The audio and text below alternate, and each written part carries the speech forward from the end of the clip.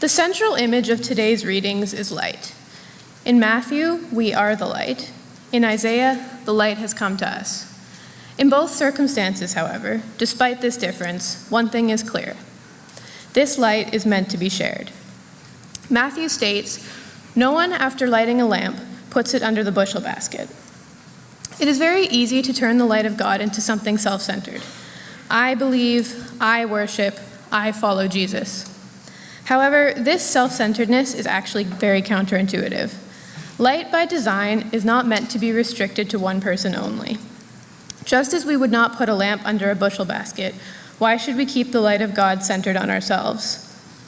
Similarly, in Isaiah, who says, "Your light has come," the light is shown to be a gathering force, bringing together people and nations. Light is useless if there is nobody to see it, or if we do not allow others to feel it. This imagery feels very relevant to the work of the Go Project. This week has felt like a way of fostering God's light within us. We have engaged in many reflective activities, looking for where God's light resides within us and our own lives, but we have also gone out to share God's light with the community. Something that stood out to me at Go this week was our involvement collecting donations for the food bank. As each car pulled up and each bag was unloaded, I was shocked at the generosity of the community. It was clear that they were taking the opportunity to share their own light with those in need. I was really expecting far fewer contributions, and I was moved by this example of good deeds sharing the light of Christ. Also, in our own involvement gathering and sorting donations, we ourselves had the opportunity to participate in the good works that Matthew describes, not for our own acknowledgement, but for the glory of God and emulation of Jesus.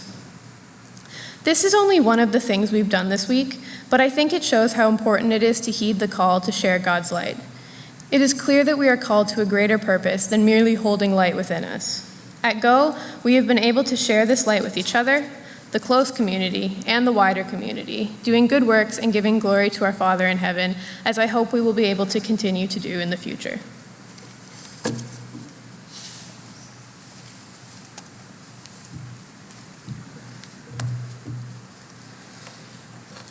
Hi, my name is Connor, and this is my third Go project, and actually my second here at Islington. I was also here last year. Now this past week, we have volunteered at a few places, such as Adam House, Scott Mission, and Good Shepherd. Being able to serve the community and learn about different initiatives that happen in the community is honestly just absolutely inspiring.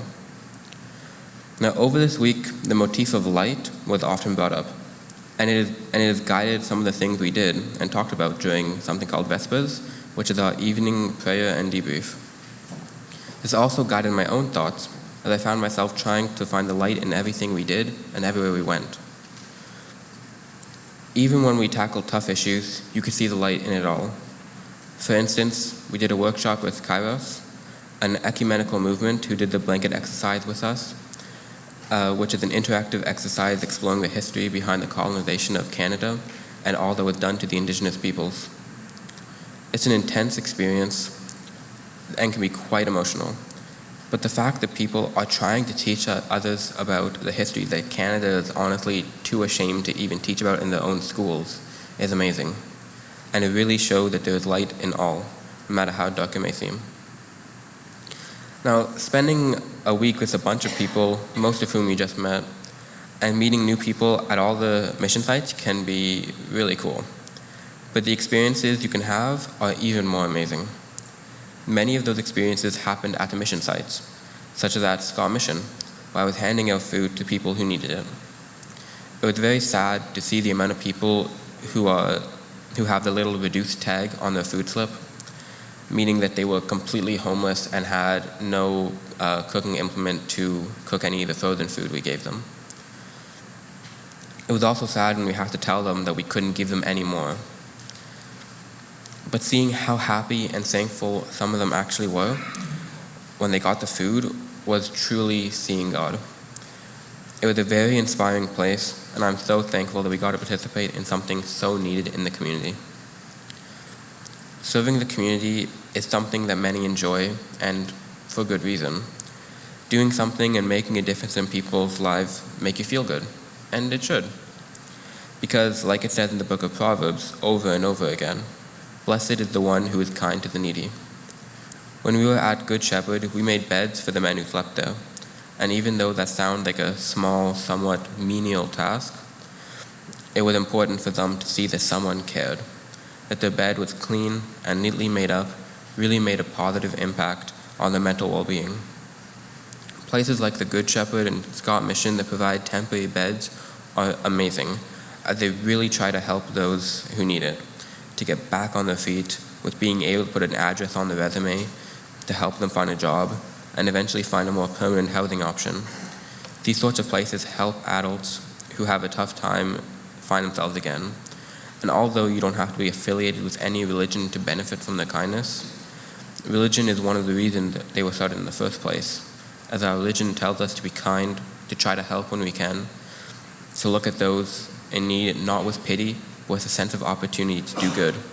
And as Jesus said, love your neighbor as yourself.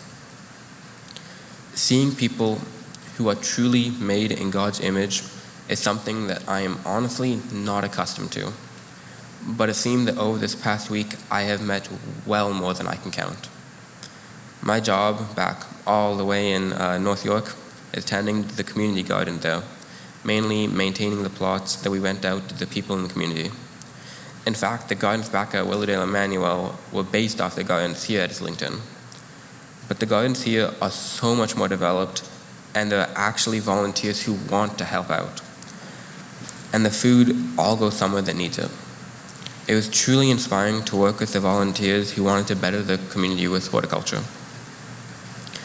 Now, I talked before about light, primarily when contrasting darkness. But light isn't just the opposite of dark. It's the people we meet, the things we say, things we do, but ultimately, it is life itself. We are taught to be the church, to be the light that Jesus was and wanted us to be, to reflect God by doing good and treating each other with respect, just as we respect creation. We sing songs about this light. In fact, some of the most well-known and liked hymns are about light. We talk about light throughout the service, and we light the Christ candle to say that Jesus brought light with him, and it is always going to be there, even in the absence of physical light. This is taught to us through scripture, through sermons, and if we listen hard enough, through life. The point I'm trying to make is that this quote-unquote light that is so often used in the church can be anything, and all we have to do is be willing to be the conduits of this light, to continue Jesus' work on this earth and to go make a difference.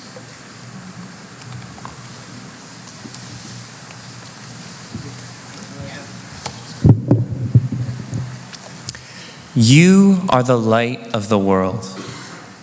What does it mean to be the light of the world? Is it literal? Are we all photons illuminating the planet? Probably not. More likely, God is calling us to be illuminating in a different way. One of radiant actions and gestures to others. We are called to radiate God's love outward, letting it pass through us and into all those who need it. Put simply, we are the light of the world when we make the world a little brighter. One of the most striking ways that I experienced this was while volunteering at the Good Shepherd homeless shelter. At first, as I was making beds, taking extra care to tuck in the sheets and the blankets, it felt like a small task, insignificant and almost silly. Aren't there more important things that I could be doing? But as I went through the day and I thought about what I was doing, I realized that through my actions, a stranger would know that I cared about him, cared enough to tuck in his sheets and fluff his pillow, and that even though I never have or ever will meet him, I tried to make his life a little better. And it helped me realize that sometimes the dimmest light can be the most meaningful. But there is another way in which we are called to use God's light, and that is to use it to see. Raise your eyes and look around in the light of God, and allow yourself to be guided by what you see. Action is often useless without vision, as we are when we are blinded by our desire to be radiant. I was reminded of this during the blanket exercise that Kairos conducted with us. Being able to visualize the impact that settlers have had and are still having on First Nations peoples, and then to hear about the role that the United Church had in it, gave me genuine pause. Surely, they mustn't have intended to cause such harm. They must have believed that what they were doing was in everyone's best interests. How then can I, in good conscience, do what I believe is best? How can I not fall victim to that same mentality?